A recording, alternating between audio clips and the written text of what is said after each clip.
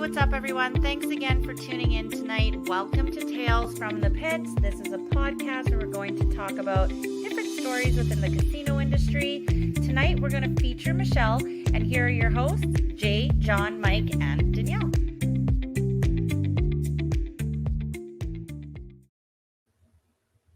Hello. Hi. How are Hey. you?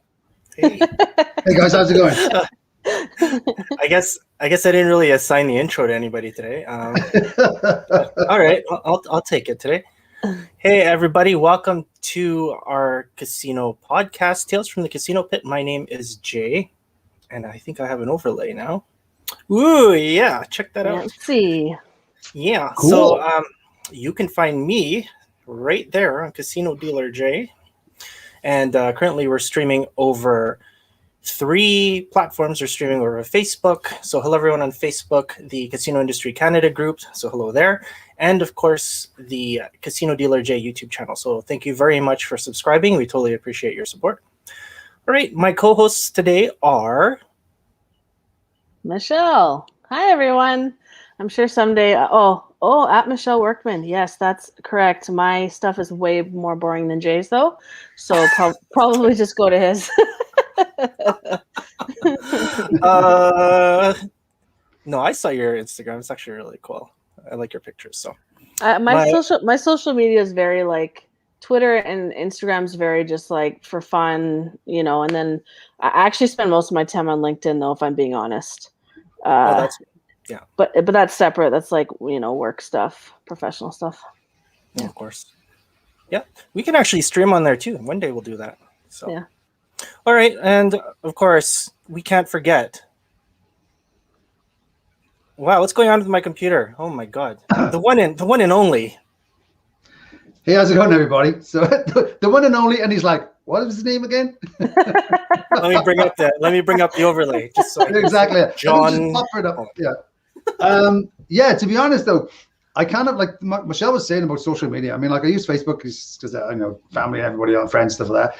I use LinkedIn, kind of a work thing, and Twitter. Really, I only use it mostly because of when it's hockey on. So my Twitter use goes like when the Oilers are playing, goes really downhill. Or I just post random stuff. Like today, I posted pictures of I bought Walker's crisps. So if anybody eats Walker's crisps, I found we went to St. Albert and I bought Walker's crisps. So I was like, woohoo! Look what I bought today, and I'm all excited about buying some British snack food. So I actually saw that. On any of those. Yeah. Yeah, I saw that post. I actually see your posts a lot, John. I think you're well ingrained in my algorithm. I see your posts a lot on all my platforms. Yeah,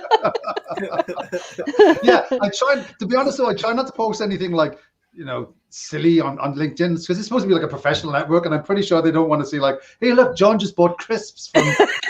And like, why does he call them crisps? Yeah, that's weird. Exactly. Yeah. Do we know we call them chips over here? Yeah. Who's he trying to impress?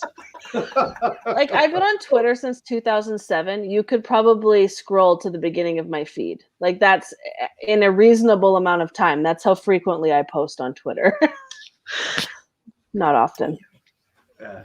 I sometimes it's fun. Sometimes it's like, oh man, this is like my kids were like my kids are 18 this year. It'll be 18, 17 and 14, and they're like, none of them use Twitter. They signed up for it and like, oh, that's the place where people go to argue with strangers. Yeah, pretty much. That's what Isn't that all of social media? Isn't that every platform ever created? Yeah, I think so. It's just so strange. It's just like, hey, what am I doing? I'm bored right now. Let's just argue with a complete stranger about something I really don't care too much about, but well. Oh, so I'm not sure if anybody's watching, but Jay, no, I'll wait till somebody's on. I was just going to show them a picture of my dog and how I'm turning into an overweight miniature schnauzer. Yeah, we have some people on. Of course, you know what? It is Ask the Cast Anything Wednesday. So if you have any questions, feel free to put them in the comments. So hello, and at least check in with us and say hi. Oh, look at this. Yeah, see, look at that. This is what I'm turning into. COVID's turned me into an overweight miniature schnauzer.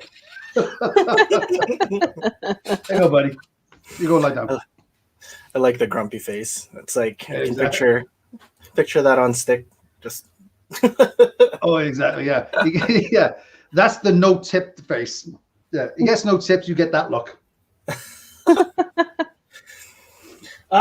So yeah, we've kind of shuffled everything around today. I didn't even know who was going to be on, but it's cool. We have Michelle, John, and Jay on. Mike and Danny might come on a bit later. I'm not quite sure. Let's check the comments. What adorable twins. Yeah. Sorry, I need to get on to the group because if you are using StreamYard, then you must say, "Oh, that's Alex." Oh, Alex just yelled at me. He's like, "It's me." See, look at that. Yeah, look at that. Well, that's funny. Alex, honey, you need to sign up for StreamYard.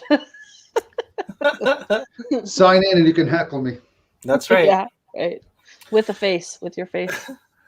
So I didn't know what to talk about today. I mean, like, well, obviously we have like a lot of John stories that we can kind of go through, but I also have some questions that I never really tended to on the channel. So a couple of them you guys can help me out with. But the first one was from last week or the week before, I believe. And this one was from Fiber Optic, and we didn't actually get to this one. But the question is, I haven't been to any of the casinos north of the border. As an American, how are taxes handled for hand pays and big table game wins? What's the threshold? There is no tax here, right? That's the difference between here and the States. The States, there's always like a withholding tax right at the casino. And I remember like when we used to go to Vegas when we were younger, and there'd be signs in the airport like, "Are you Canadian and had to pay tax? Like, call this number, we'll help you get it back." So, so I learned that very young. But I remember doing it as a profession, right? I don't think there's any tax. No, there's no. We don't tax gambling revenue, like gambling revenues here, right? It's the same with. I remember when there used to be certain slot machines. You'd see that the total was kind of just below, like $1 below the taxable threshold. You know, so people would play it because they're like, "Oh, I don't have to pay. If I get the jackpot, it'd be like whatever." But no, you don't pay taxes here. Which is awesome in a good way, I suppose. But I mean, I'm sure at some point somebody will figure out, well, hang on a minute, maybe we should tax this. You know, it's another. They don't tax lotteries. They don't tax any of those kind of winnings here. When I used to gamble in the UK, right, in the sports books, it used to be a 10% tax, and you'd either pay 10% on your bets before putting it down, or 10% of your winnings, like your return at the end. So me, it'd be like, oh, I'm probably going to lose, so I don't mind losing 10% if I win, because I'm like, oh, I get some money back. But yeah, but in the actual casinos, no, they didn't tax it there either. Mm-hmm. I thought it died. So I have a question. I posted something, and I wanted to bring it up. They just posted. It's going to be coming into law about the sports books being legal in Canada. You know, like you can have single bets on certain things, like, you know, the Euro 2020 is on right now, so Wales is in. We're in the final 16. I think that'd be really cool to have a proper sports bet in casinos where you could go in and bet on certain things. But I would want to take it like really far. You know, like e-games. You know, like people betting on, computer games, whatever, online gaming. Why couldn't you bet on that? That would be really cool. Do you know what I mean? Can you imagine coming to a place and, okay, we're going to have, to be honest, you can bet on live horse racing. Why couldn't we have live betting on like people in some kind of like video game tournaments? That would be so cool. It'd be something different to bring some people in. That would be pretty cool. I mean, I'm sure that exists to some degree with the esports exploding. I'm sure there's Vegas betting on those tournaments and stuff like that. But that would be pretty cool, like live stuff. Yeah, I think it'd be, even if like, why couldn't you have it like, hopefully when they do evolve this into be like, it's not going to be something like useless. I think hopefully the casinos can go, okay, look, we'll hire people who are smart enough to figure this stuff out, and the sports, the actual odds. Like, can you imagine, okay, you go to, I don't know, Yellowhead has a poker tournament, and now all of a sudden, I don't care about poker, but I'm like, that guy over there, I think he's going to win. I want to bet on him. So, and he just bet on this person. Like, oh, what's the odds on him winning? And it could change, obviously, during the day and stuff like that. it'd be kind of cool. I mean, it'd be a way to be, I don't know, make gambling a little bit more interactive. Yeah, for sure. Yeah, I think that they probably don't do the e-gaming because it's a lot of minors that are playing. It's probably that, right? If there's a lot of kids playing in these tournaments, you probably can't bet on them. And the integrity too. I don't see why not. I mean, why not? If they're old enough to play a game, and I mean, like, yes, it's not like because you're betting the outcome of something, right? I mean, I know that there used to be like sports books in Britain where you can kind of like you go in and say, okay, I think my newborn son's going to play for England by the time he's 21, and you're like, okay, and then you put a bet, and then like 20 years later you're going to cash it in and be like, oh my god, he did, but I can't find the slip. It's like I won $1 million, but I just can't find the slip. What am I going to do now? Yeah, I was thinking of all kinds. I'm like, well, okay, here's the thing. Okay, here's a question. Okay, we got poker, and everyone's trying to bring up new games. What card games do you think they should have in casinos where you could bet on? Like poker. Poker's the kind of like a house game too that you can play in a casino. So, what house game would you like to play in a casino? Whoa. Like, yeah. There's a lot of 4-player games that probably, yeah. I don't know. Like Uno. bridge comes to mind, like people play bridge. There's a lot of learning that goes along.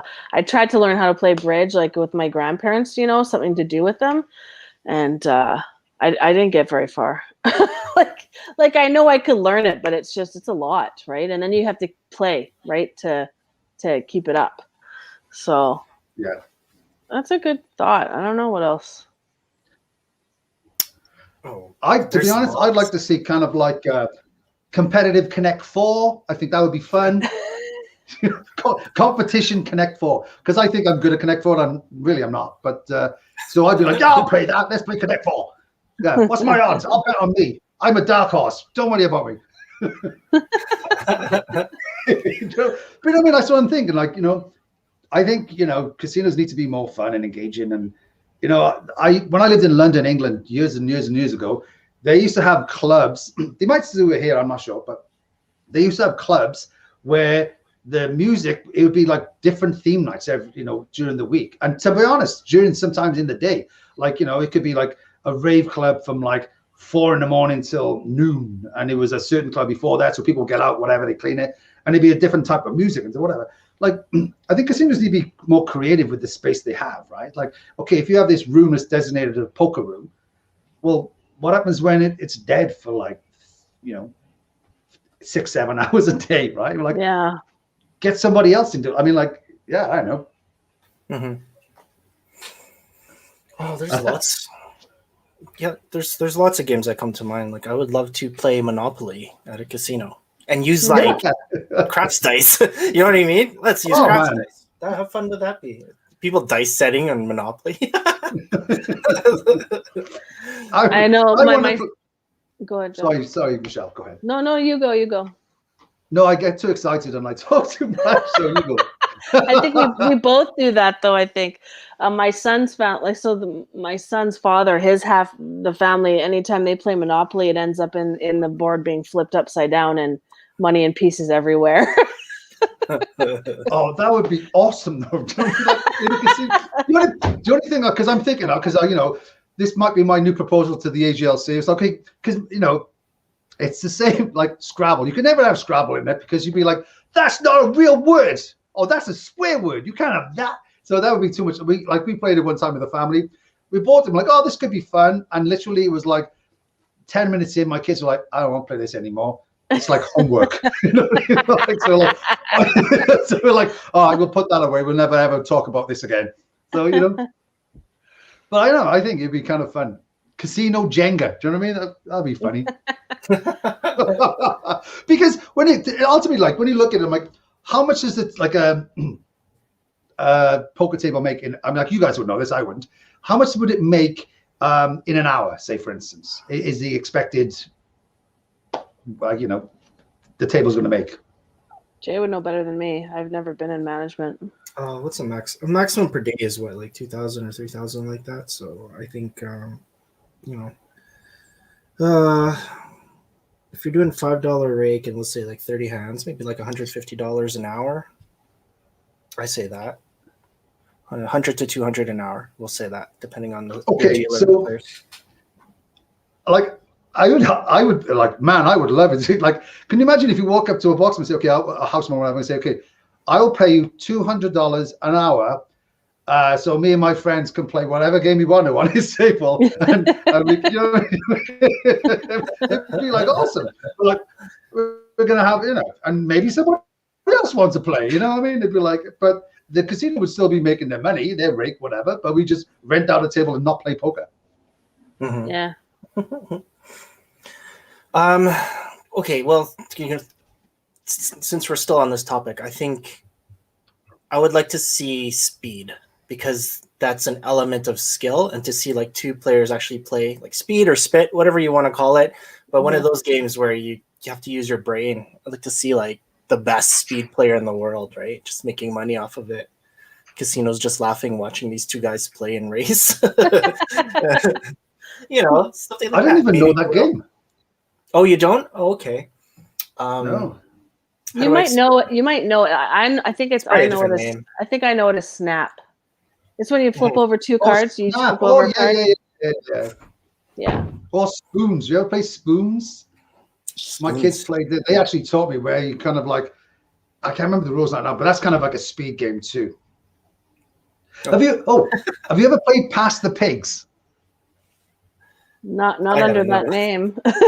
No, basically, and it's weird. We talked about this before. I worked in Israel like 30 odd years ago, and I excuse me, one of the guys there, and basically what it is, there's two. I'll have to bring it. I'll find it next time, right? I'll show you.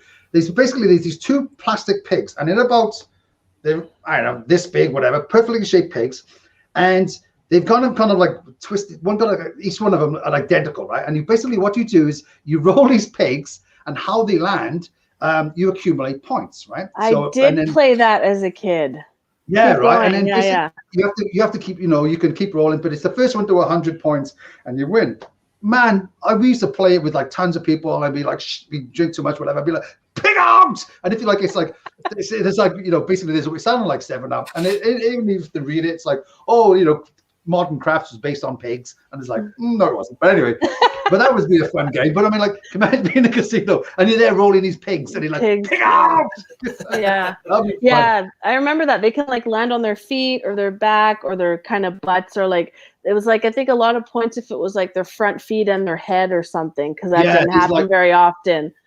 Yeah, and if they lay on an ear and stuff like that. Yeah. So and it's weird, like I still have the same ones I bought in Israel like 30 years ago, and I'm bringing up my kids play it. Sometimes we're at the lake, we're like, let's play Pass the Pigs. I'm like, okay, yeah, let's do that. And my wife gets so mad because we kind of gang up on her, and my mom, it'd be fun.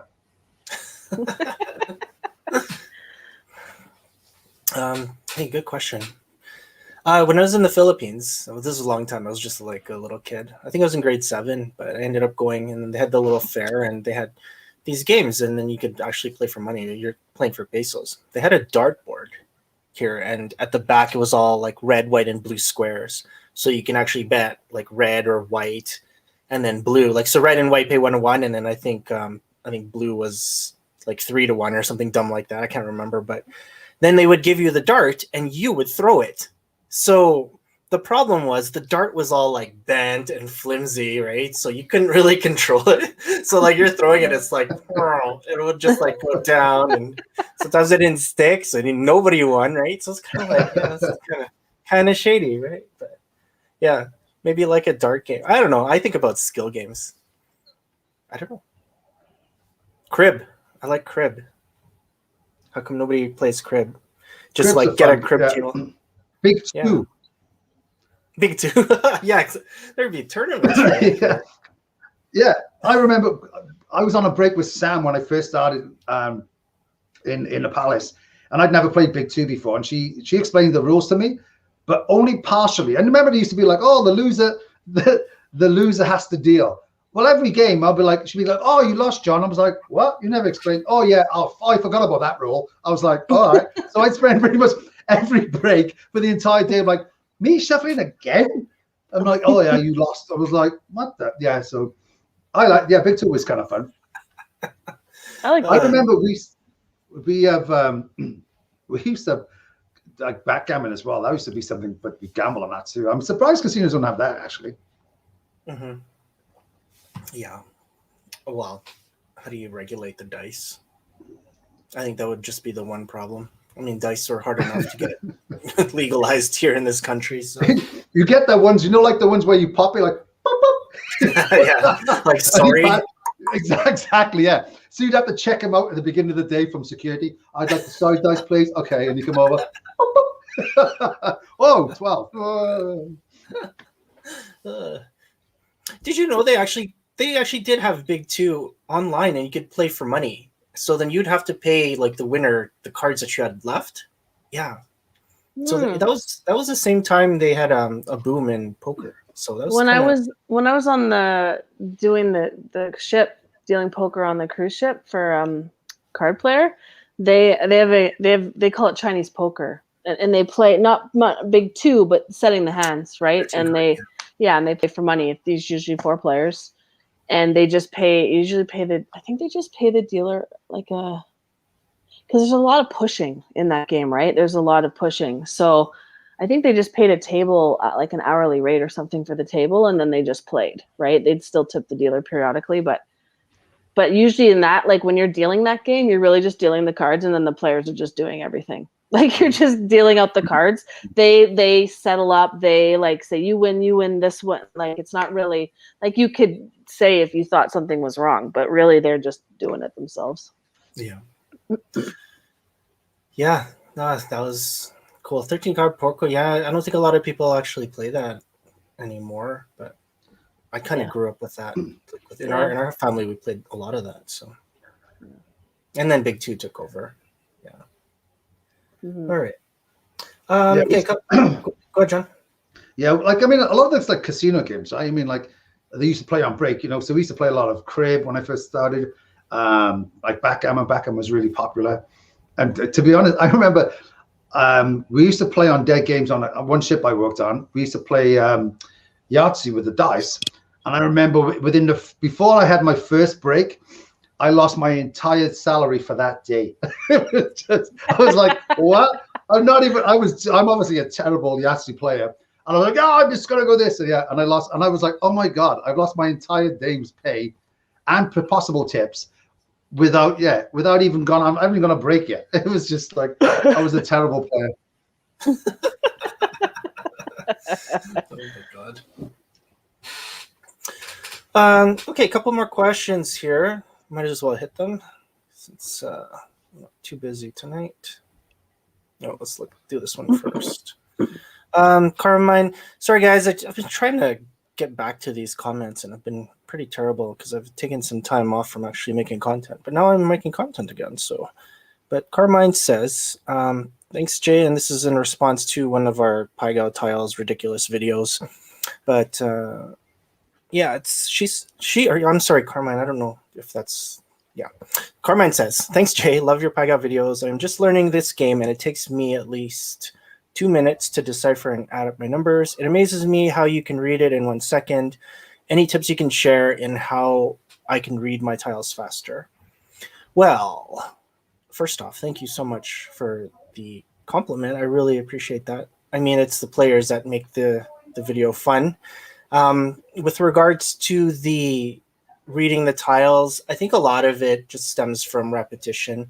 And I think the only reason why and I'm not even that fast compared to the people that I was working with, but the only reason why I got a little bit faster was just from memorizing some combinations. I remember working with Danny. If you remember Danny Lee, he was amazing dealer because I could never catch him make a mistake on the dealer's hand. Like he would just be like exception. Like he would see the ones that not everybody gets right away, but he would flip it over and he would set the hand automatically. And I'm like, oh man, I need to get there. And over like, I don't know, it was like 3 years of watching him and dealing with him. I think he made one mistake over 3 years. And I tried, like I really paid attention to and this guy never makes a mistake. Him and Toe are amazing, like so pretty funny. And Toe just jokes around, like he'll elbow you so hard and they'll be like, huh? Look at this. 0 0 0 0. I'm like, oh, no. So. It's definitely just repetition though. You know, like you can it's I don't want to liken it to Baccarat, but it's the same kind of idea, right? Where you're rolling over to the 0, right? So it's just a new way to count and look at cards or tiles. So it's just repetition. It does come. I think that's like anything though. It becomes like realistically, it's like a picture bet, right? You know, like on roulette where you see something, you know, and it's like, okay, that becomes this. You know, like you associated, like, okay, these 4 tiles, it's this. You know what I mean? So I think, like you said, it's all with all these games, really, it's all like repetition, right? I mean, eventually it's like kind of like muscle memory, right? You just like, okay, yeah, I see that, it equals that, right? Mm-hmm. And a lot of times you're like, what did you just do? I'm like, I don't know. That's it. It's just training your brain to drop the 10, right? So 10 equals 0, 12 equals 2. Like it's just kind of train your brain. The other stuff like catching the exceptions and stuff like that, that's a little bit different. That really requires repetition to I mean, you got to learn it and then I think repeat to. I used to hate that different casinos had different house rules, right? Yeah. So I hated that. I'm like, it's hard enough to remember one set of house rules. It's kind of like, I remember quite a few times where, you know, like I worked in quite a few different casinos over the years, and they almost always have like different shuffles, right? And, you know, like you sometimes, you know, if I was on blackjack, I'd be like, okay, and you remember it. And then you kind of like drift off. You're like, man, this is so boring. I don't want to do this. Or you think that's something else. And then I'd have no idea what I was shuffling. Did I just take 2 and 4 or 3? And then you do like, yeah. And then so I remember some guys be like, how long is this taking? I was like, how long have I been doing it? They're like, oh, minutes. I'm like, maybe another minute. I'm like, I have no idea. And I just break them down. Like, I don't know. Seems about right. I'm pretty sure I did this once in a casino. Might not have been this one, but it feels like right for some other one. Like, I think we posted on it something like, and it was like, oh yeah, you know, and like all when talking about shuffles, where you'd be like, maybe if I do this really slowly, they will go away. With the players. But it's like, yeah, like, and it just, I used to love it where you'd be like, they think it's over, I'll just do it again.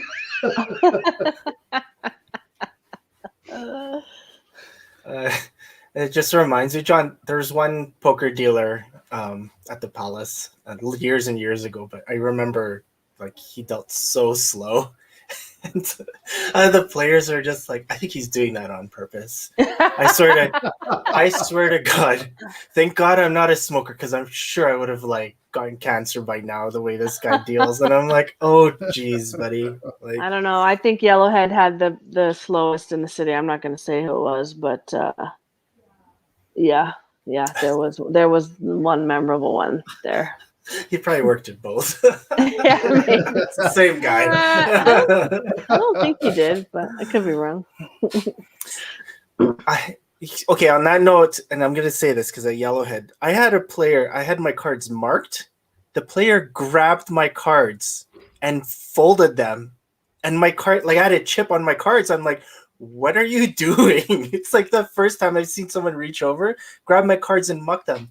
He's like, what? I don't know. I was like, what are you doing? I was like, oh yeah.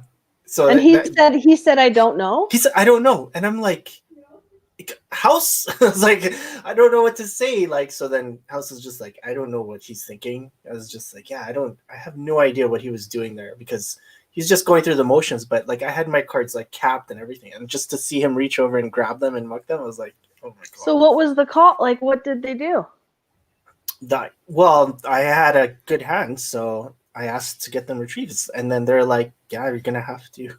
It's like a dead hand's a dead hand. I'm like, no. And No, I no, got no. so mad about that. Yeah. It's like that was never meant to be a dead hand. Yeah. Like Like how my hand was protected. Was not unprotected. Yeah. yeah, well, I guess it could partially be my fault for letting him do that and just watching him do that. So I'm just Were your cards capped?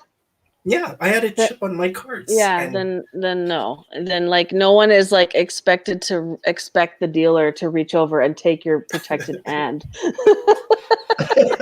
I just so then that was at Yellowhead, and that was like the second time I started playing, not the first time. So it's like I was a lot older and like Mhm. you know in my 30s, and I'm like, okay, this is you know it was a point where I was like, oh my god, I've spent over like a decade playing poker, and I've lifted my head up, and it's the same people from like when I was 18 I'm playing against at the same casino at the same table. Like it was pretty depressing.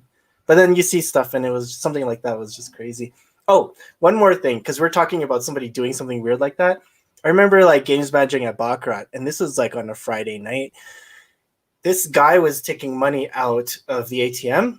And then just some homeless dude that was in the casino. I don't know if he was homeless, but he looked homeless. He ended up going in, and he just went in, reached over, and grabbed the money out of the ATM, and then just started walking out. And the guy that took the money out, he was just like, Did that just happen? and then he just started to walk, and then like he went to the manager, and then like the pin manager's like, yeah, Jake, come down. And I was just like, what's going on? And he's like, some guy kind of took money out, and I'm like, did you chase him or say anything? He's like, no. I was like, well, why not? You just let him walk away with your money like that? It was just so like it's like Oh it's my Friday. goodness. It must be Friday. It's just Friday. Yeah, it's funny the stuff you see in casinos. I think I've told this story before, probably. A long time ago, I used to work on for this one company on cruise ships, and it was a Norwegian cruise line, and they used to have this ship called the SS Norway, and at one point it was like the world's biggest cruise ship, right? A long time ago. And anyway, what they used to do is they used to bring on. It was a NCL at the time. This was like I was 23, so it's pretty much a long time ago, 30 years ago, whatever. And anyway, they used to bring on. NCL used to be an official sponsor of the NBA, right? And what they used to do is they would bring on. They had a basketball court at the back, and they'd bring on 6 NBA players, right? And they'd have then it was the free cruise, everything was comp for them, and they'd have like a 3-on-3 game at the back of the ship, and people used to love it. They'd be like, "Oh my god!" They were low-level NBA players, whatever. I didn't know any of them. Anyway, they'd come on there, and we'd always know them. They're like, "Oh my god, look at all these 6 foot, like 7 feet tall guys." We're like, "Oh, they're the NBA guys. They'll have a ton of money." They, typically didn't, they weren't tipping, whatever. And I remember I was on the craps table, and and it was a busy game, and so I'm there, and one of the players stood there, and I swear to God, like he stood up, and he was like way over his belt was above where the table was, whatever. Anyway, he's just huge, and so I'm there, and it's busy, and I bring the dice into the middle of the table, and I'm booking bets, and the box is what's and I look back, and the dice are gone. I'm like. So I turned on the box and I said, "Oh, give me the dice." He's like, "I haven't got them." I'm like, "Well, where are they?" And he's like, "I don't know." I was like, "I just put them there. I brought them in, and they were there." So we're arguing, and all of a sudden they go, "Whew." Well, like the hell, the guy, this NBA player, just reached in and grabbed them because we're all looking different ways. Because he was sitting next to me, like, blah, blah, blah, and he was looking over there, and he threw them. We're like, "What?" So I was literally like going, "Don't you ever do that again." He was like a giant of a man, and he was sweet. He's like, "Sorry, man, I just wanted to roll the dice." And, he was cool, but I was like, "What?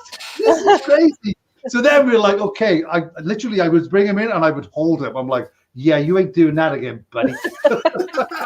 That's hilarious. It was so strange. It was funny. Oh my god. All right. I do have another question here. Oh, sorry. Alex said a couple things here before, and I forgot to get back to them. But he said, "StreamYard is for youngins." Okay. What an old man. I'm like, what? Let's get back to iMesh and MySpace. Yeah. I forgot. AOL, you've got mail. AOL. Yeah. Uh, Can you Alex still also even have an says AOL like email? I can't even remember if you. we should try. We should try. I don't think you can kind of get a Hotmail account. It's a little different now because it's like at Live or something like that. But yeah, Alex also says that's called a bookie. I think he was talking about when we were talking about the online betting. Oh, So yeah, we call them bookies at home. There was a scam used to go in bookies like a long time ago, where because a lot of them are like a privately owned, and so they make up their own bets. This was a long time ago, and there was this gang. We're going around different bookies, these small like provincial bookies, and asking what the odds were on a hole in one in particular major tournaments. And some of these guys obviously weren't sophisticated, these bookies, and they were given like astronomical odds. And they would just, they would bet them. And, it turns out that, it's the odds of actual hole in one aren't that in a major tournament are not that like massive, but they were given like hundreds and hundreds to one. And these guys were traveling around Britain and betting in these like local bookies and making a killing off these poor guys. Some of them were like, oh no, we're not going to pay you. But some of them obviously were just like, okay, how did that? These guys are so lucky. Like, no, you're an idiot. You just don't understand it.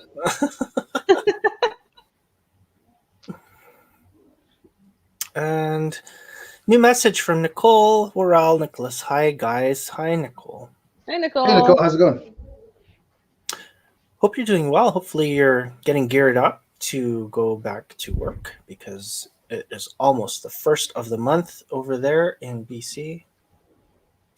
Over there. No, just there in BC. It's not the first of the month coming here. Are they Yeah. opening on the 1st in BC? Yeah, that should be the plan. So all right. Yep. Yeah, I wonder what's going to be like when, I know the casinos are open here now. When it goes back to like July 1st, when there's like no restrictions, 100% people can go in. It'll be interesting to see how people kind of react, right? Yeah.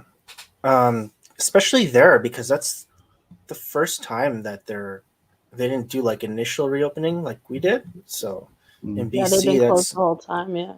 Yeah.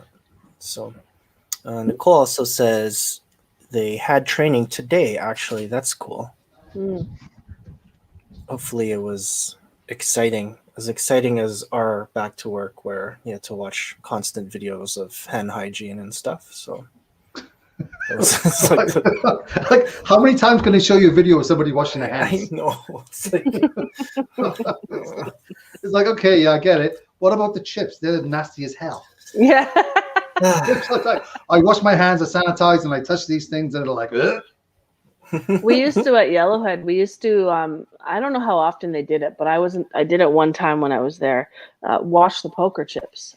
Did Palace do that? We did it. I don't know. I don't know if that's a thing, but we used to do it at Yellowhead. Like, I don't know if they did it once a year or what, but one time I was involved, they did it overnight, like during late night. It was disgusting. We all know they're gross, but like, yeah. I don't know. Just doing it, I guess it's good, but then what? Like it takes a day to make them gross again. Yeah. Actually, no, we did clean them at Palace. There's a couple times when we actually did. Because I remember they were those clay ones and they were like flat and smooth. Those are the only casinos. That was the only casino that had those types of chips back then. Yeah. Until like until Yellowhead and Argyle kind of switched over. But yeah, it was gross because I remember we cleaned that. But then as a player going there, and like coming back from like Grand Prairie or the ships, I can't remember, but going there and like playing you'd get like one chip and then you would use the other chip to kind of scrape off the gross. Yeah. So okay, new topic. Sorry, I brought it up. hand clay talk. Yes. Yeah. All right. Nicole says one more thing here. She says BC will still have restrictions until September. Masks. I think masks are until like the end of the year, aren't they? Yeah, I don't know that there's anything finalized out there, but I would be surprised if they lift the masks anytime soon. Yeah, I have no idea. So like indoors. Because I know that like like some of the masks are like a city, like a municipal like bylaw, right? You know, like in Edmonton has it and stuff like that, right? It started with that because there was no provincial bylaw. So the municipalities all started introducing their own bylaw for masks because the province wasn't, like way back. That's hilarious. So just so you know, it's a giant inflatable daffodil.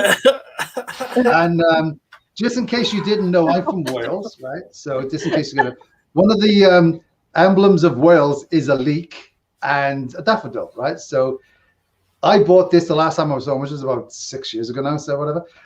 The biggest regret I have is I'm a lunatic for buying hats, to be honest. I love them, they make me laugh. And they always come out of parties. People are like, oh, I should wear that silly hat. I'm like, you should do that and let me take pictures. And so there was a daffodil hat, and I'm going to buy one. But anyway, so this came home with me. So I'll be wearing this. I'm going out drinking on Saturday to watch the Wales against Denmark game, and this is coming with me. So yeah, this is. I just thought I'd show you. It's going to be like a corsage. Is there somewhere like designated that you go watch, like that you would have fellow countrymen watching with you? Actually, there's a bar down by Oliver Square, downtown, and it's weird. So anyway, long time ago, when I first worked in the casinos in Cardiff, there was this guy called Scott. He was a few years younger than me, anyway. So, but I know him because we used to hang around with the same group of people, right? So I can't remember if we worked together, but we definitely kind of hung around with the same people. We go to party and stuff like that. And then he ended up going on ships as well. We never worked with each other on ships, but we kind of knew each other for like a long time. And then he ended up meeting pretty much the same as I did and a lot of other people did. He met his wife on ships, came back. Now he lives in Edmonton, and I kind of like reconnected with him a couple of months ago. And he's like, hey, John, let's come, especially because the Euro 2020's on. He said, hey, come to this bar on Saturday. There's like a big group of Welsh guys going. And he goes, yeah, come down, it'll be fun. So that's what I'm going to go. So, but it's like 9:45 it's 10 o'clock in the morning, the game. So I haven't started drinking at 10 o'clock in the morning in a long time. So I may be asleep by like 11, 12 o'clock. We're like, and Scott would be like, oh, I thought you said John was fun. He'd be like, and yeah, just be like, asleep in a bar at noon with my daffodil. That's awesome. Well, that's great. So what is Wales like? What is their? Because I watch soccer, but I don't know it. Like I love soccer, but I don't know all the time. Like, I know who the countries are that are usually strong, like Germany and England and Brazil are often strong. So for Euro, what's their prognosis? How are they expected to perform? Well, if you look at it right now, one of the favorites are Belgium. Belgium, probably the top-rated team in the world right now, FIFA ranking. Belgium are super good. Italy are unbelievably good. But it's always, it could be a dark horse. But yeah, so France have been really good. Wales have been like, okay, we got through to the final 16, so that's good. England always kind of like disappoints, but who knows? Maybe they will. And because we're from. Yeah. No, go. Keep going. Oh no. So yeah, so England played Germany in for their kind of like round of 16 games. Wales are playing Denmark. Denmark was a team where the guy kind of died on the pitch. Remember seeing that? Oh yeah. Yeah. So I'm like, oh, it's kind of emotionally be like, oh, they should win. I want them to win, but I'm from Wales, so I want you to lose horrifically. So. So they're in brackets now, right? They're out of the group. They're out of the groups now. Yeah, so out of the group. So now it's like, this is the knockout stage. This is when it gets really interesting, where you kind of get like surprises. So did you see the post I put in? And I was watching a game. I was watching the Germany Portugal game in a chicken coop last week. Oh yeah, I saw that picture. So honest to God, my neighbor at the lake. He turns around, he's like, hey, can you come out? I got to go to a wedding. Can you come and watch my chickens and geese? And he's got like chickens and geese and all this kind of stuff. And it's kind of cool because they're not. Yeah, so I was like, And he's like, oh, can my son chicken sit? I was like, what? He's like, yeah, because he goes, I can't go to this wedding. I can't leave them in all day. And they need to get up, whatever. They have to have enough water. So we're like, okay, we were out there. And he's got show cable in his chicken coop. And like he plays music to them. So there's a show channel is like the music channel. So apparently, I don't know, he thinks they like, the soothing sounds of jazz. So I was like, nope, that's not happening in my chicken coop. While I'm here, we're watching soccer. So yeah, we watch soccer. But then you get kind of crazy, and it's sitting around chickens and geese. So then I started saying, oh yeah, this chicken is, or this rooster, I shouldn't call him a chicken, but this rooster is going to become, he started his own sports book and stuff like that. So just random stuff, yeah. But it was the weirdest thing I'd ever done, to be honest, in a game. Watching a soccer game on my own, surrounded by roosters and geese. It was so weird. That's hilarious. Well, who are they playing next? Who? Wales? Yeah. Oh, Wales are playing Denmark on Saturday. Denmark. Like England are playing Germany. I can't remember all of us, like the whole groups. Mm-hmm. but Wales are the first game on Saturday. And because I'm old and pretty boring, I'm pretty sure I may not fall asleep. If I get too excited, I'll be drinking lots, causing a scene, running around the place with my little inflatable daffodil. Oh yeah, by the way, so here you go. That's Wales in Welsh. So in case you didn't know, Wales, yeah, in Wales they have their own language. It's the oldest language in Europe, apparently. So yeah, I'll be running around like a lunatic and then be asleep by 1 o'clock. Kind of like your average 12-month-old child, like really lousy and noisy, and then you feed them, give them a few bottles, and they just want to have a nap. That's pretty much what I do. How do you pronounce that Wales in Welsh there? Oh, it's Cymru. Cymru? Yeah, it's not so fancy. There used to be, weirdly enough, the language, well, this is completely off topic, but anyway, Wales used to be dying, the language anyway, and then they did this big revitalization and they taught it all through schools. So I never learned it because I never went to like here you have like a French immersion schools, stuff like that, where they go there and they teach everything. They used to have to do that, right, originally. And then they changed the policy and they said, okay, no, everybody in Wales has to learn Welsh from grade 1. And they did it and it just boomed. And now a lot of places around the world where the languages are dying actually go there to see what they did to kind of like increase the population using like speaking Welsh, right? So I remember, I can't speak Welsh, a few phrases. And one of the only ones phrases I can remember is Dim worry o ysbyty Gwynedd, which means don't worry, there's a hospital in Gwynedd. Which, as you can tell, is a completely useless phrase I'm like, what's the point of that? It's just, well, would you believe that I have a similar? So when I was in high school, there was a girl, I was friends with, and we were in a class together. She's Polish. And so I said, teach me something in Polish. So she taught me this phrase. It was like, I was 16 or 17 years old when I learned this phrase. And we just had, well, not just, but we had our 20-year reunion in 2017. I think that was probably the last time I saw her in person. And I still knew the phrase. And so the phrase is, I don't know if we have any Polish listeners, but Ty jesteś moja myszka i lubisz serek. And it means I am a mouse and I like to eat cheese. So at least yours will direct someone to a hospital or something. And that's the only, and that and a to jest prawda, which I think is like hello or goodbye or something like that, or have a nice day or something. I don't remember what, but so that's it. That's all I know in Polish. So very useful. That's awesome. This is my, it's weird. One of the reasons I like coming on here and doing these things, it's just kind of it sparks old memories, right? But like this was fun. I was working in a casino in London, and it's kind of like the theatre district, right, off Shaftesbury Avenue, and it was kind of like to be honest, it was kind of like a grungy casino, but it was part of a big chain. It was busy. It was a lot of action. It was fun. And there's this this Scottish guy there named Neil, and me and him just hit it off. We used to deal craps at pretty much the same schedule, whatever. And he was a lot of fun anyway. So he said the same thing. Like he learned German for like, because you had to go in like secondary languages learning in high school in Britain at the time. And he had like 2 years of German before he could drop it.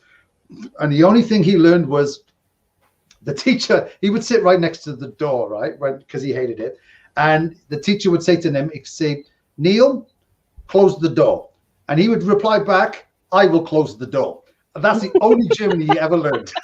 And he still knew it. It was like 10 years later, he goes, that's the only thing that stuck. It was brilliant. And so we'd be there, right? Like me and him. And, you know, it's like, we're like, sometimes, you know, he would come back to my place and we're like, I used to live in a house with all casino dealers. He'd sometimes, like, we come back to our place and we party. And we drink, you know, we'd have a few beers and relax, do whatever. And we played chess. But you know what it's like? We play chess and it's like, oh, it takes a long time.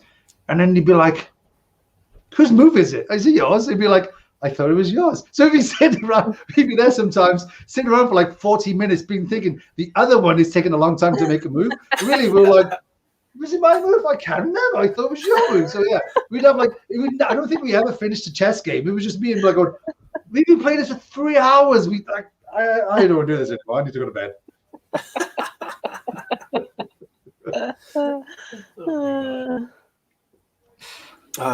Yeah, you guys are funny. I remember on the ships we were doing like learn to plays, but 9/11 happened, so then it was all South Americans. So then nobody really spoke English in like the last cruises for the rest of like my contract. So like the two guys, like, you know, like Brazilians are more like Portuguese and everybody, but everyone's like, yeah, no, Spanish is good. Spanish is good. Go get the thing from the table to learn to play and just memorize the craps part of it in Spanish. And then you can teach everybody in Spanish. And it's good practice for you. I'm like, okay. So then that seems easy. Yeah. So then I tried to do it. I'm like, yeah, tira 7-11 para ganar. And then people were just like, they would ask a question. I'd be like, nope. That's all you get. And then the one guy comes up to me. He's like, yeah, no, just speak English. Don't worry. It's fine. Just speak English.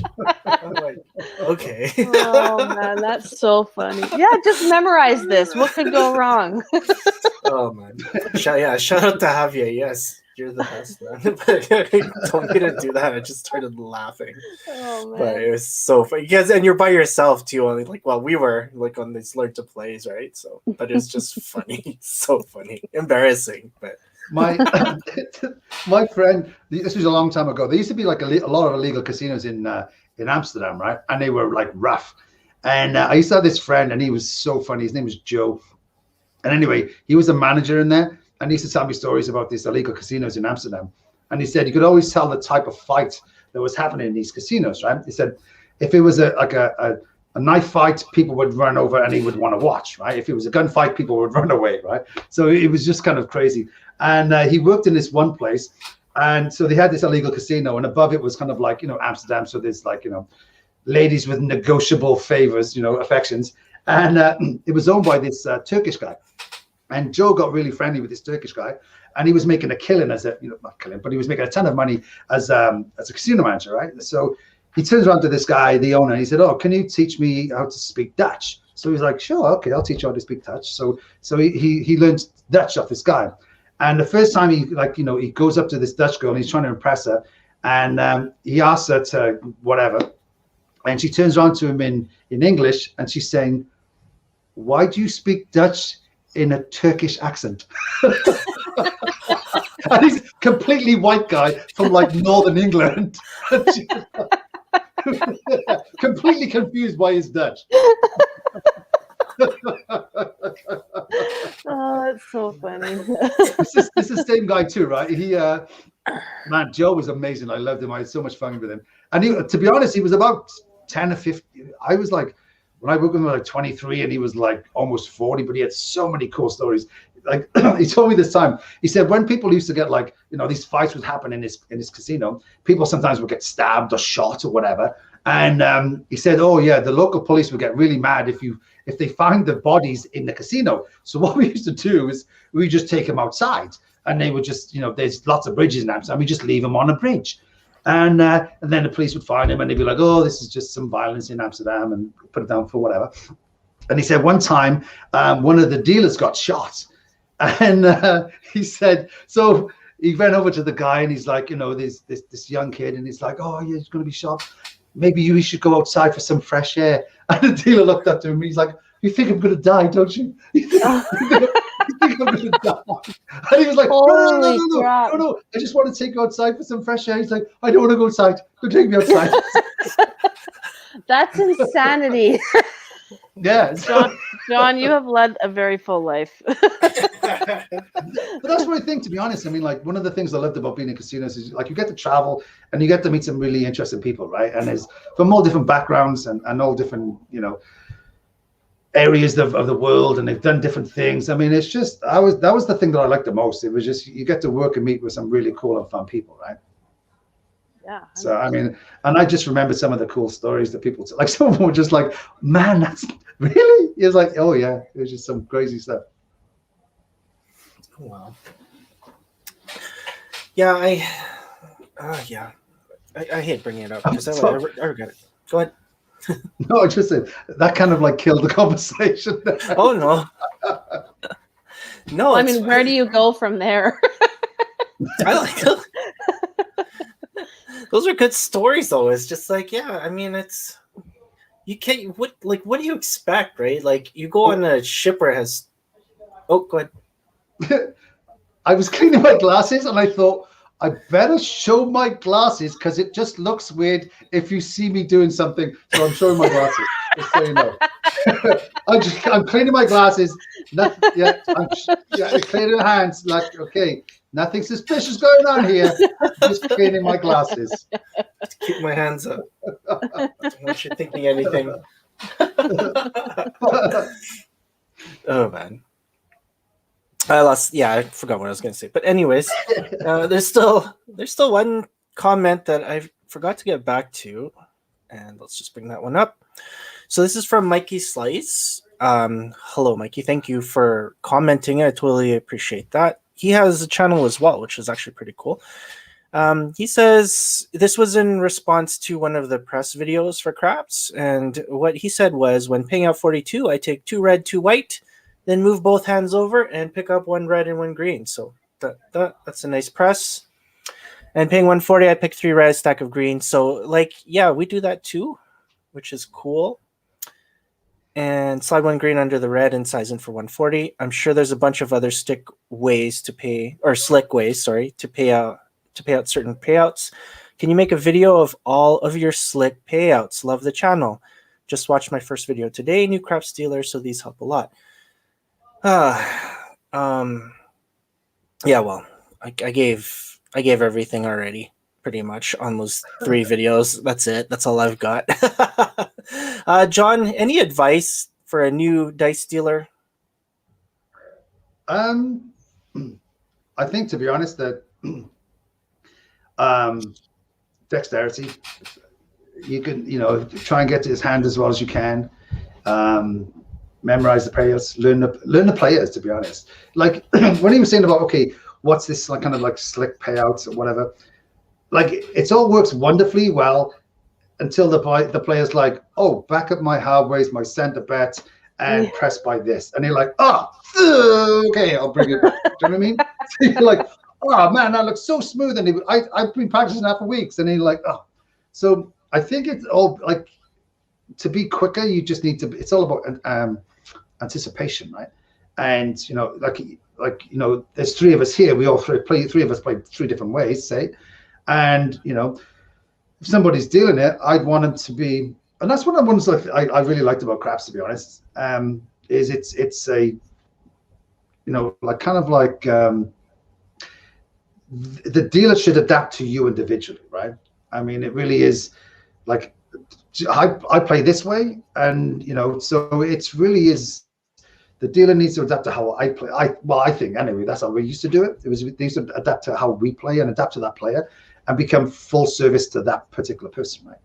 So sometimes, like, this really slick way of making a bet doesn't work with me because I'm like, well, I'll take my bet down by 2 units. Do you know what I mean? Because you're like, okay, so all right, how do you now create something specific? I mean, we used to do it on the Palace all the time. We'd be like, a new player would come in and be like, oh, he'd do something and he'd do some funky little move. I'd be like, okay, how can we do this unique press for this guy or this unique payout for this guy? How do we do this better?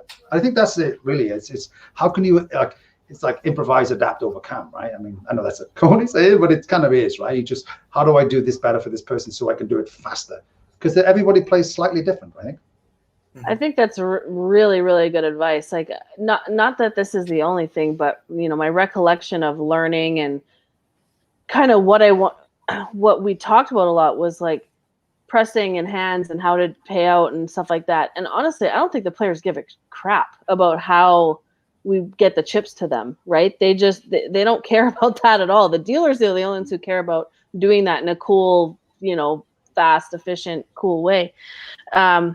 So to your point, serving the player should be the number one thing, right? So not to say you can't do the presses and think about the cool way to figure out a fun way to do it, but definitely like being attentive to how the player plays is the number one thing. Oh, I think so. I mean, it really is. It's the presses should. I used to work in, like I said, the casino I trained in. We used to have like multiples of 250 on a 4 and 10, and the reason is, like, in Britain at the time, the odds were 9.5 to 5 on the 4 and 10, so we had to have multiples of 250, and it was multiples of $1.25 on a 5 and 9 and $1.50 on a 6 and 8. And we used to have this guy who come in. His name was Albert, but everyone called him Albert the Boss. He'd only come in the morning and during the daytime because he liked playing on the quiet, and he pressed by a unit. And then we used to call in, and at the time we had 25-cent chips, and he would increase his odds by the 25 cents. So he'd be pressed by a unit, red behind. So you had to just have this, and he was fearless. He would just keep pressing whatever. So it was like, oh man, you'd have these weird and wonderful presses specifically for this one particular person. And if you messed it up, he would lose his mind. He was only a small little guy, right? But he was just turned into this monster, and he'd be like, oh my God, what's going on here? And the boxman would be dealing for him for years. They're like, oh yeah, you bring out this, pay him that, and you couldn't ask him to throw any money in because they're like, no, because all those 25 like P chips, whatever, those were his odds, right? So yeah, so he had his own particular presses for all these different numbers. So I think you just have to adapt to the individual player, right? When you have regulars, right? Yeah. So, John, my question then is, how much of when you were dealing was on the fly as to things that you had in your head already, like set presses? It's like, I know how to do this press, so if this guy wants to do this, I have it ready. Or were you thinking, like, while you were casing the layout, it's like, this is what I'm going to do? Because some of the people... Yeah, go ahead. Sorry, answer the question. No. Finish the question and I'll try and answer it. Well, no, just like some of the really amazing dealers that I've got to watch, a lot of them are basically thinking like on the fly, and they're just like, this is my outside hand, it's going to pick this, my inside hand's going to pick this, and this is how I'm going to go this way. And they already have like moves, like they can see, like it's kind of like chess to them, they're moves ahead and they know where they're going to go, depending on what number it is. But for you, like, how much of that was in the moment compared to something that you had already set in your mind? I think, to be honest, with new players or existing players, the challenge really is like new players, right? Like, okay, how do I figure out this is how I did it? Whether it's right or not, I don't know, but this is how I did it. So a new player would come in that I didn't know. I'd be like, okay, and they would typically, I could figure out how they gambled within 20 minutes, right? So, okay, first break, okay, he does this, okay, this is how you do it. And then after that, literally, I would just take over, and I'm like, okay, here's your press, there's your backup, this, you do this your send a bet, blah, blah, blah. And then for me, even when it comes, and I'm not sure how many people used to do it. I mean, I used to do it. I would stand there and I'd be like, okay, if we have a win, the points established, everyone's got odds, they're all doing this. And I'd be like, okay, I need X amount of chips. I'm going to go out and I'm going to pay it all and come back and I'll have no chips. Right? And to be honest, sometimes I'd have it down and I'd be like, okay, I'm also going to back up some bets. I'll do the center action bets, and I, case maybe the chips they have in the racks, stuff like that. And I would go, and I always used to have 2 stacks of reds, like, remember the palace would have like, the dollars, 5s, 25s, and I'd have my kind of like my pass line bet, whatever, for that. So I'd be like, okay, I got a full stack and I need this, this many quarters, this many whatever. And then I go out and I take it all. Sometimes I'd be like, okay, I pay and take and stuff like that. So that was the stuff I ended up being kind of like, that was the more challenging stuff, because the presses after a while, because players typically, I think, are consistent how they play, right? As soon as you start to learn how they do it, you're like, okay, I'm going to challenge anymore, because, all right, you press by 2 units at a time, or you do this, you do that. You just learn how they play, right? But I think for me, that was where I found it. It was kind of like more of a challenge. Is okay, I want to go out as soon as the pass line hits. I'll go out, pay it all, come back with no chips at all, and I backed up all the bets. Well, I think learning the presses is like the backbone of doing what you're talking about, right? You see how to do things in a smooth way, right? These different ways of pressing. You're like, oh, I see how that's faster than just, doing it, just bringing chips out, right? So, and that allows you to use your imagination or your creativity to lend itself to each player and how they play, right? Because I think, like two of my boys were in Taekwondo for a long time, and they do in Taekwondo you do those patterns, right? So okay, your hand goes here, your foot goes there, this to that, da da da. And I was like, I don't understand why they're doing all this, but I suppose it helps with the other stuff, right? But I found that craps is all about patterns. Like, okay, you're gonna do this, bring it out, your hands are gonna be in this position, the chips are gonna be in their position, you're gonna do this and you're gonna do that, and it's all kind of you create this pattern of movement, right? And I think, like to your point, Michelle, like once you start, like you learn 6-60, and then you learn 6-60 on both of them, a unit each, and then it becomes, your dexterity gets better, and then you learn, okay, all right, oh, that felt odd. Well, that's probably because you're doing it wrong. Do you know what I mean? So I think that's the foundation steps, and then I think you kind of learn off that, I think. Mm-hmm. I'm just going to circle back to one comment. Nicole actually commented on your stories, John. She says, it's okay, John, I heard similar stories out of Russia. So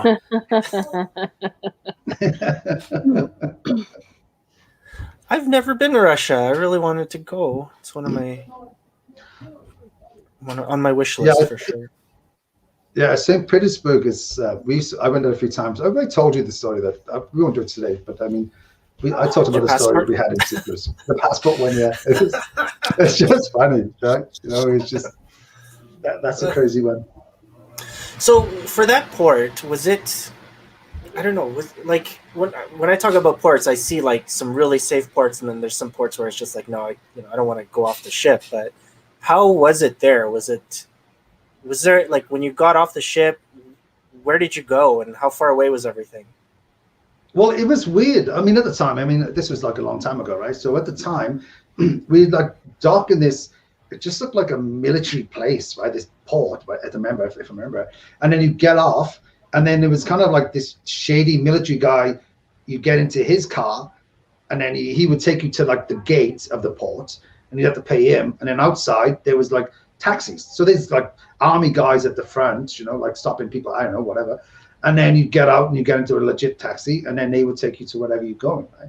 But it wasn't like a nice place to be, like the port. It was like just kind of looked like a commercial port, I guess, a commercial dock, right? But it was strange that you basically had to bribe these army guys to kind of like take you to, like, taxis couldn't come up to the port. They could only come up to the like kind of like the gate. So you had to basically bribe these guys to just drive you to the. I suppose you could walk, but we were like, nah, I can't be bothered. So but it was a very weird situation for sure. Yeah. I'll say this, of all like the ports, I really liked Vancouver, just like getting off the Vancouver port, because you just get off the ship and then it's like felt like home, like it's a city, and it's not like kind of sketch. I think like Peru was one of the scariest places for me, because it was just like you explained, right? You'd have to kind of walk a little bit. Can't remember which port it was, but yeah. And then we would take you take a bus, and then you could just see it was all guys walking in groups outside of the bus. And it's like, yeah, I don't think we want to like walk around here. So it was kind of, yeah, there's some scary ports, but it was nice to like see Vancouver. Florida was okay. San Diego, like those ports they felt okay, I haven't been to as many ports as you guys have, but I definitely like the ports where there was like some touristy stuff. Like it seems like that's not a good thing, but I felt a little safer when there was a little more like touristy stuff off the port, and like It seemed like safer to walk around. Yeah, that was just for me. But I really liked San Diego. I used to work on a gambling ship out of San Diego, and during the day, because you kind of park, the ship docks pretty close to downtown, and like during the day, it's beautiful and San Diego's wonderful. But we used to have they had this weird law there at the time, and if you had the day off, you could join the ship. So you basically sign off, but you weren't allowed to work the night before. It was so weird. So we used to travel down from San Diego to Ensenada in Mexico. So it'd be like 4 hours going down, 4 hours in the ports, and then 4 hours coming back, right? And what they used to do is like, okay, if you sign up your day off tomorrow, everybody used to sign off the ship and stay in San Diego because it's great. And so sometimes we'd either get off in Ensenada and then just drive back, and it didn't take very long. I can't remember how long, but it was like an hour compared to, I think, to 4 hours, whatever. Well, sometimes we just stay on a ship and just party, whatever, go to the restaurants and have fun and then get off. But at night, San Diego downtown was sketchy as hell. I mean, they'd be like lunatics all over the place. And we used to go to these crazy bars. And yeah, it was just like, man, this is crazy. But it's amazing how different, I suppose it's like anywhere, right? I mean, like Edmonton downtown, prior to COVID and stuff like that was kind of like normal. And you'd be around these tons of people and you're like, oh, this place is rather cool. And then you go at nighttime sitting there and you're like, this feels really dangerous, right? So I suppose why so many people have knives? I remember when I was like 20, I went to a bar downtown. I didn't party downtown very much. I was more of a white aver, but I don't remember. I remember what it was called, but I'm not going to say what it was. But it was in a basement, and my friend took me. It's actually Adrian that took me there. It's his basement, and we go through a metal detector, which may be more common now. I don't know. But back then it was not common. And I'm like, where did you take me? Like, why we're walking through a metal detector to go to the bar? I was just scared the whole night. It was fine. There was not like, it was fine, right? But I was like, what happens here? Why is there a metal detector? Oh my God. Okay. Yeah. Okay. I got one. You just reminded me of this because I got one of my first DJ gigs, and this was on like 109th Street for this club for a Vietnamese lady, and I met her in High Limit, and she was just like, "Oh, you're such a nice boy," and I'm like, "Oh, thank you so much." It's like, "You should meet my daughters," and I'm like, "Okay, why not?" Right? So she's like, "Thank you." Yeah, she's like, "Do you go to the club?" And I'm like, "Well, sort of, right?" She's like, "Yeah, well, my daughters own this club, and they need like a DJ." I'm like, "I DJ, so look. That'd be great. I'd love to go and check it out." So I went, and it was a Vietnamese club, and the two daughters were really nice. They were like young, and yeah, it was a party. So then they're like, "Yeah, come in and play some music and see how it goes." So then I started playing music. Me and a friend. So my friend Mark and we actually ended up going there, and then like this is downtown, right? So this is pretty bad back then. This Vietnamese gang tries to come in, and then the owner was like, "No, you're not coming in." So then there's like two big crowds in the front, and they just started like pushing each other, and it was so bad. Like it got really bad. Like everybody started coming in. Didn't matter if you're a guy or a girl, it was just like full right at the doorway. This guy bolted through the whole crowd, started going into the back, and he was bolting it, and then all of a sudden you heard boom, boom, boom. And I was just like, okay, I'm not going to be working here anymore. So oh my God, Jay. It's the first time I heard gunshots, and I'm like, okay, this is ridiculous. We were like sitting in the booth, and it's like, okay, yeah, I don't think we want to go here anymore. That's insanity. And so I am young, okay? Remember, like, I haven't gone on the ships yet. I've lived at home with my parents, and I'm just sitting there. The police come in, and then they're like, what did you see? What did you see? Everyone's like, nope, nothing, right? What did you see? I'm like, oh my God, you should have seen what I saw. Oh my God, there's like this guy was here, and like, oh my God, there's like 4 people there, and then this guy like was drove in the car, and I was just like no street smarts at the time, right? Like, oh my this goodness, is crazy. I don't know why nobody's saying anything. I saw it all. So just really, that's hilarious. The next day, like in the paper, there was like actual drive-by, so I was just like, oh my God, this is like super scary. But wow, yeah, so that was my I completely forgot about that experience, but yeah, just being able to like go to a club, and I said, yeah, That's terrifying. That would It be is. so terrifying. it's on my resume. It was on my resume too as a DJ. That's how I got like future gigs that I worked. I didn't really say the shooting or anything, but my or goodness. the the police informant part. That was kind of like I didn't put that on it. Yeah. So what previous experience? Oh yeah, I've reported the incidents to the police. DJ Snitch over here. Exactly. Yes. Oh man. Oh, that's hilarious. Yeah. But hey, that's from being, really good with customer service and talking to your high limit players. That's how I got that job. So oh man. Okay, we're like an hour and 15 already. That's insane. Well, I mean, what I else? could talk to you guys like Oh, at yes. to no end. So Well, it's fun because like we talk about, we talk about the games itself, and I know like you guys have a passion for dealing. It's not like go in and like slap plastic or just like push the stick, and it's a lot different, right? And it's cool to talk to people like that. I go to work, and I mean that's kind of why I'm not going back for a little while. I'm taking like a month and a bit off because I hate to say it, but you do get jaded, right? It's not the same. Like I'm standing on a dice table and there's like one player. Like, what are you supposed to do? And all I think of is like, even if it gets slightly busy, it's like, how fast can I pay these people so I can just stand there and watch TV? Like, it's not fun anymore. And there's so many things that happen, and I'm not going to go on a rant again like I did last week, but yeah, it's just, I don't know. We have sorry, before we move on, I'm just going to show you guys the Tales podcast schedule here. So this Sunday, we actually have a special show with this gentleman named David, and he's part of the CEG school.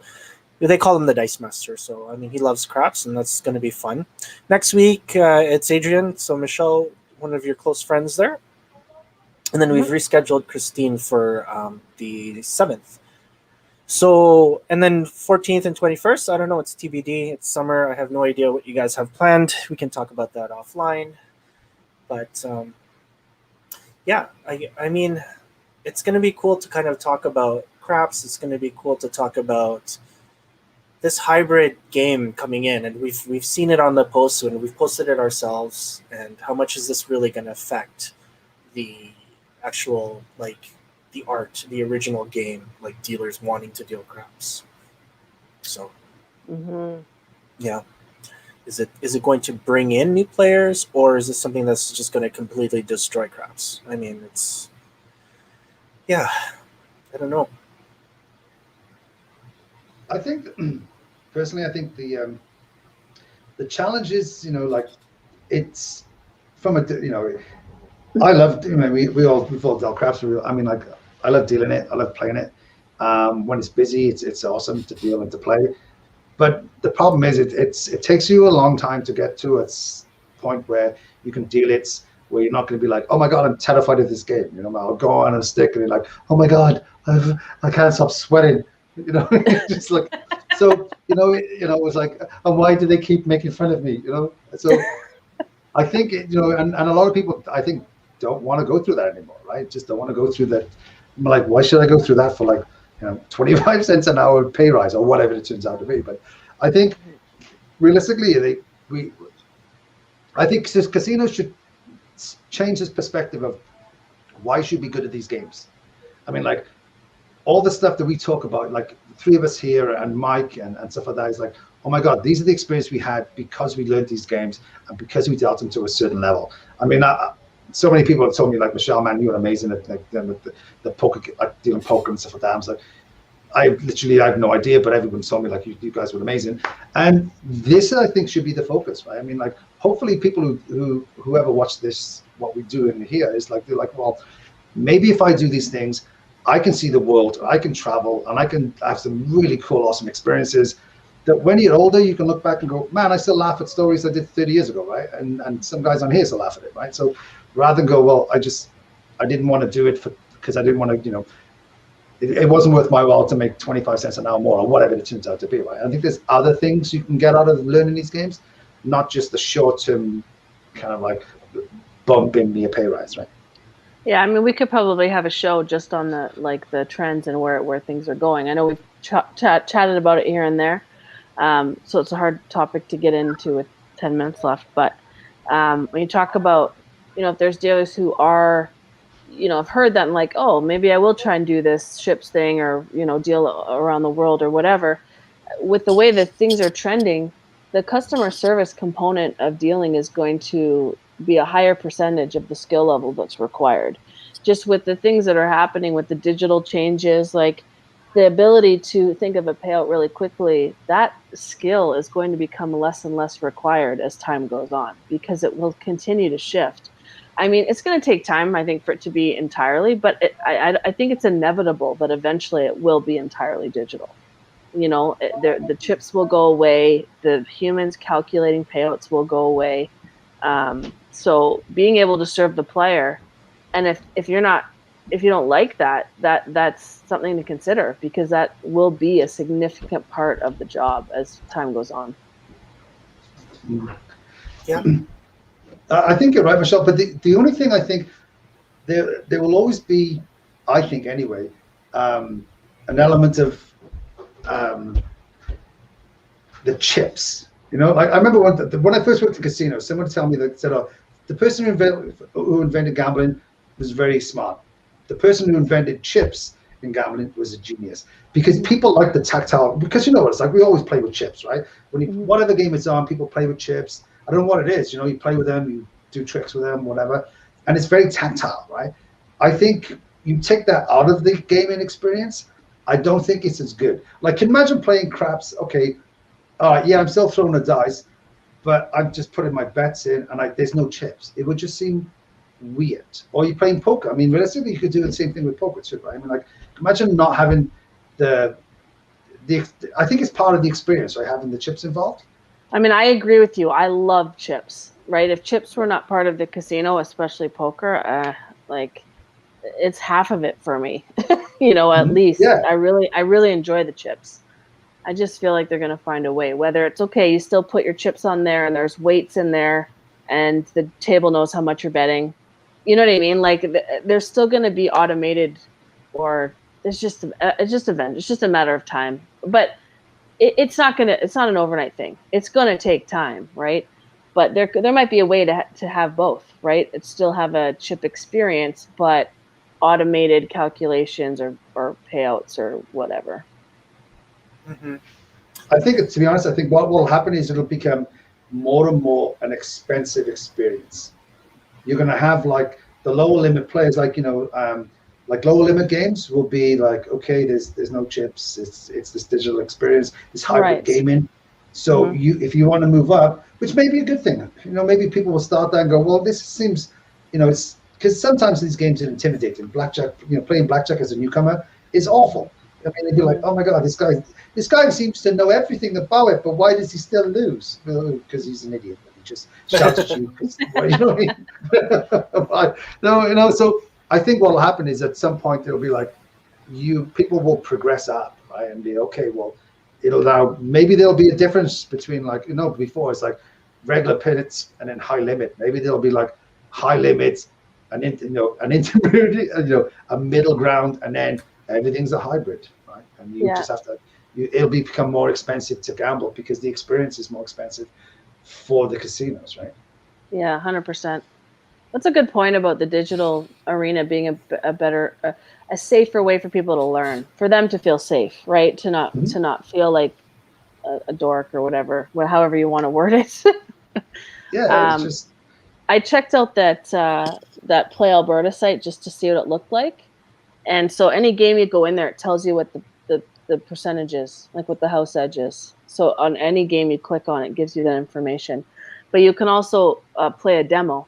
So you click demo, you can play the game as long as you want for free to kind of learn the game and see if you actually want to play it, get a feel for how you bet correctly, stuff like that. So I just wanted to see what it was about and how it worked. So I checked it out recently. So it was a good way to learn how to play, right? Because the thing I think it's lacking is it doesn't give any information about the correct way to play. And I think it's to a casino's benefit to give people that information because they're going to lose anyway, whether they're playing correctly or not. And it just instills some trust that, and it encourages people to keep playing because they think they're playing correctly, right? I agree. I mean, like realistically, I mean, like there's a million books, there's a million websites telling you how to play all these different games. Like everybody knows, like realistically, you're gonna lose. Right? If you're playing legitimate, you're gonna lose. The idea is how do you lose as slow as possible, right? Yeah. And I think I just thought of this. Like the hybrid craps one where they're throwing them, and it's a completely different experience because nobody's actually in the tables. Nobody's trying to make a bet. Nobody's dealing. There's no chips. There's no nothing. Like, can you imagine? Like, that's all the games you've ever played. It's like, okay, I get the dice, I throw them down. Everyone else is on that. There's a monitor. They put stuff in, and all of a sudden, like, okay, you're playing, and you're like, oh, I don't know what I'm gonna do. And then, like, you get in the way all the time. You'd be like, oh my god, this is insane. Yeah, it'd be weird, right? It'd be like, because it doesn't, like you said, it doesn't tell you how to play, right? Like, okay, don't do this. People get super mad. Yeah. Well, I think people are more inclined to play if you teach them how to play, right? So I was surprised how little information there was on how to play. Like they had instructions on how the game works, but yeah, anyway. I'm super analytical though, so I have to be careful not to, what I think what I would want doesn't mean necessarily everybody else would want that too. No, I mean, you both have some good points. I think that with regards to chips, whether they're going to be existent or not, I think the pandemic, kind of affected how people view this. Whether, like, do I really want to touch chips now? We still argue about whether poker should be open or not with the fact that there's chips. And at the same time, people were playing online. So a lot of people were learning like on PokerStars or, Play Alberta, for example, or Sports Interaction. They're playing these games and they're just more accustomed, like the new generation is more accustomed to, I'm going to press a button and all my bets are going to, rebet. I don't have to, reset all my bets on roulette. It's just more convenient for me. I need stuff done right away. I want more spins per hour or whatever. It benefits it benefits the vendor and it benefits the actual facility. I don't know. I didn't think that coins would ever come out of slot machines. I didn't think like that Tito ticket system was actually going to take over, and it did. And people, that's just the normal, right? Like, so could it possibly happen with chips? Yeah, possibly. But then again, you go on the flip side, if I'm having a poker game with my friends, I don't have that digital, table or anything like that. We're going to have to resort to chips. Mm-hmm. So if people like that, they like playing at their friends' houses with chips, they obviously want to go to a casino and have the same type of experience. And again, agreeing with John with like the whole tactile thing, yeah. For me, I don't want to play online. I can just sit in my own house and play online. But if I'm there with my friends, we're not all going to take a phone and play side by side on the table. We want to interact, right? So it's kind of the same. If you think of it, like when I used to volunteer for my kids' sports, right? And you go to these bingo halls, and they had like digi bingo, even though they had all those, things where they could do it. Those machines that would do it automatically. There was still a vast majority of people who like to do it their own way, like the tactile with the dabbers and stuff like that. And by the way, bingo confused the shit out of me. I'm like, I was in gambling for 19 years. I don't understand this. Why do they keep shouting balls at me? I said good luck to him, and he just told me he swore at me. What is going on with these people? Yeah, bingo was crazy. I was like, I don't want to do this anymore. I just made old people mad.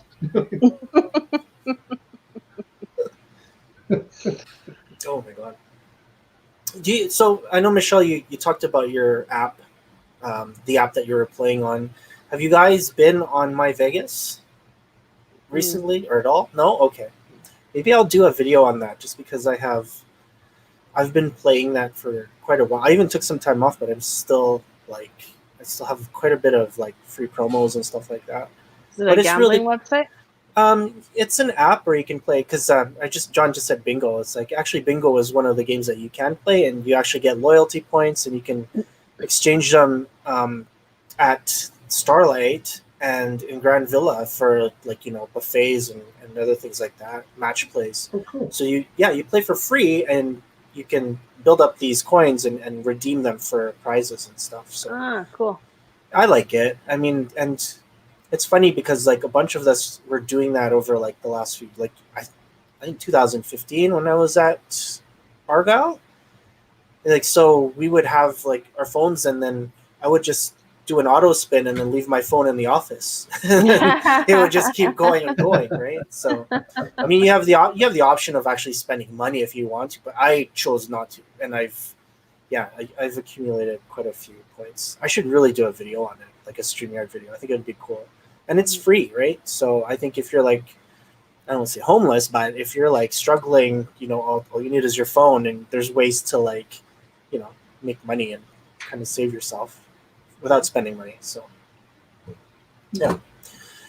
All right. Look at that. 1 hour, 30 minutes. Any final shout outs, ladies first? I don't know. Shout out to, oh my goodness, blanking today. Shout out to, I don't know. I got nothing. Shout out to my amazing husband, Alex. Is Alex still around? What is he doing? He just walked in. He went to run an errand, but he just walked in the door. Oh, okay. All right. June Boland. Yeah, like it's a shout out to my daughter and all the grade 12s from O'Leary High School. They're doing their convocation tomorrow, so that's kind of cool. So I took the day off, and we're going to do that. So it's a new experience for them. They finished high school, and for my daughter, she's going to go to the U of A in September. So shout out to all those kids, man. They finished school, and it's been a tough 2 years for them. So hopefully the next moving forward, it'll be a lot better for them, and life is a lot more fun and interactive, and than it has been for the last couple of years. So shout out to those guys. Tough way to finish high school. Did they get to do an in-person convocation? Well, basically for my daughter and O'Leary, there's 3 different high schools. But for her, they're going to, like O'Leary, they're going to like the Castrol, like the racetrack out by the airport. Yeah. And they're having like the car park there. And I think they have some big screen and some stage. And we have to sit in the car. It's probably going to take 5 hours. So it's just not as good. It's just, I think they're trying to do it as best as they can for, But yeah, so I'll let, maybe next week we can talk. I'll tell you about it. But yeah, So we'll see. But it's a shame, really. They can't have the same, graduation experiences like all you guys had, like and after grad parties and stuff like that, because it's just not available right now. Right? Yeah. That's true. I went to O'Leary as well, and I went to my niece's grad, and they were both done in the Shaw Conference Center.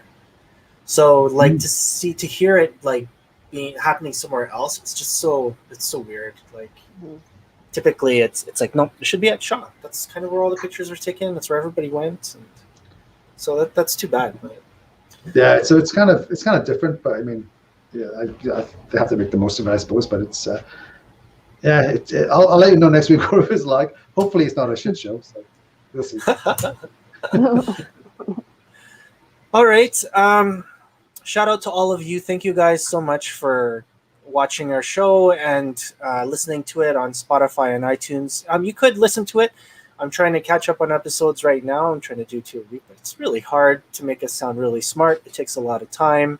Getting rid of the ums and the ahs. I'm trying to speak less, but yes. And trying to make me sound smart is obviously a challenge. No, John, you're actually like over the episodes. It's like, John's getting pretty smooth at this now, right? So, I think you need to do more intros though, because it's always me, and it's just like, hi guys, welcome to our podcast, Tales from. I still don't even know after like.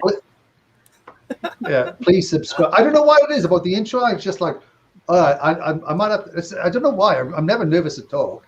But for some reason, it's like the intro. It's like when you first were like, learning craps, you're like, oh my God, I've got to say something. But I was like, okay, maybe I'll do it. Michelle too. I mean, there's like 5 of us who come on here. We could all do it, right? Yeah, we should all alternate. That's a great idea. So next week, It's like I'm sure it's. Yeah. No, it's like being on stick, right? It's like, okay, but when you do it every rotation, it's going to be all of us. It's like, yeah, please don't put me an hour on stick. You need to rotate through just to make it fair, guys. Oh my god, an hour on stick, I would die. Yeah, no comment on that right now to the state of crafts. So, anyways, okay, guys, thanks again for watching. Thanks for liking and subscribing, and we hope to see you next week. Take care. See you guys. Bye. Thanks for tuning in.